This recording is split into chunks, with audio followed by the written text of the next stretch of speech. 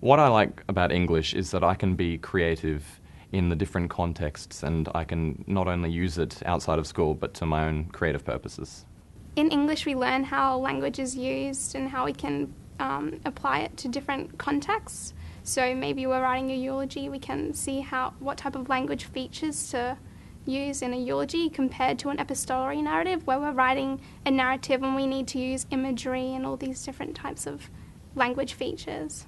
When it comes to English, it's more you can have your viewpoints and you can discuss that as a class because different people have different ideas about how a text is written, and so, you know, I like that kind of aspect of everyone trying to share their opinions. Feedback enhances, improves learning, and quality feedback actually has the catalytic almost property to move students' learning forward. The part that I find most difficult in English is using aesthetic features and making sure I'm using them in the right context and still applying the right content and enhancing the subject matter with those aesthetic features. Well, when I get written feedback on my assessment task, when I hand in a draft, I usually go through it so finely and I really pick out what the teacher wants me to do, especially because they know the mistakes I'm making, whereas I don't really see them. I improve my use of aesthetic features by conferencing with my teacher.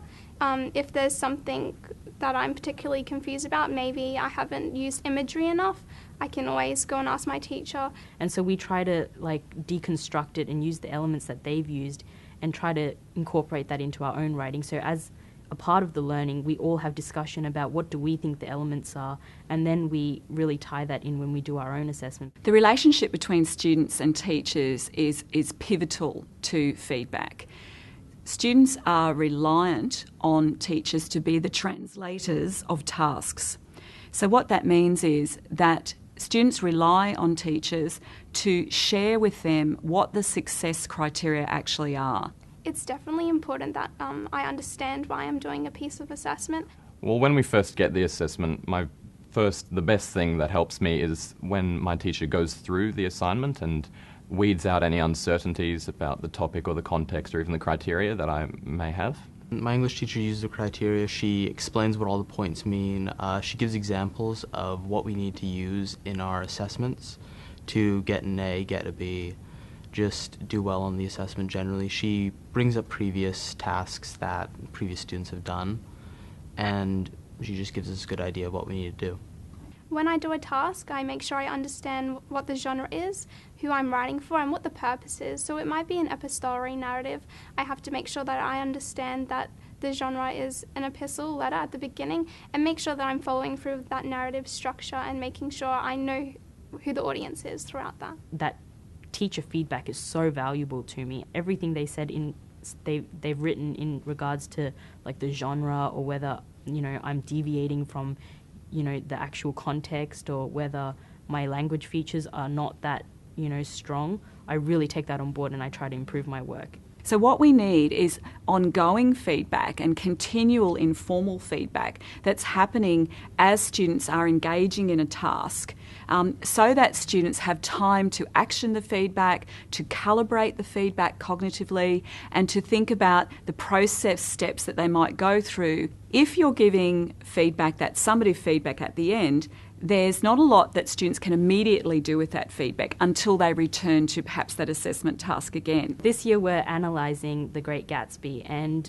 last year actually we did another novel, and it was called Dead Liana, and it's a classic Indigenous novel.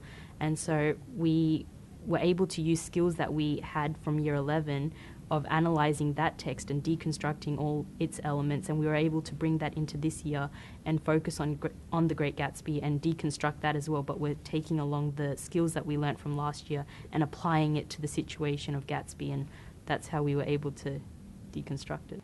I find the most useful form of feedback is when I get the assessment back once it's completed and I've got my mark, and I can compare it against the task sheet and I can see the comments that she's written on there, and that helps me improve next time.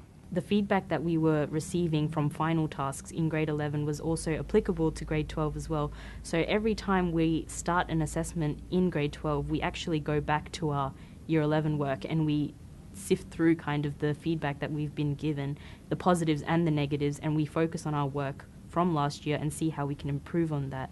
effective feedback actually provides feedback to teachers that can be used to help shape their teaching. I think this is something that we often overlook, is that we need to be finding opportunities as educators to seek meaningful feedback from students so that we can check that they understand the material, check that they understand the task, and so that we can then adjust our teaching or modify what we're doing so that all students in the class can engage.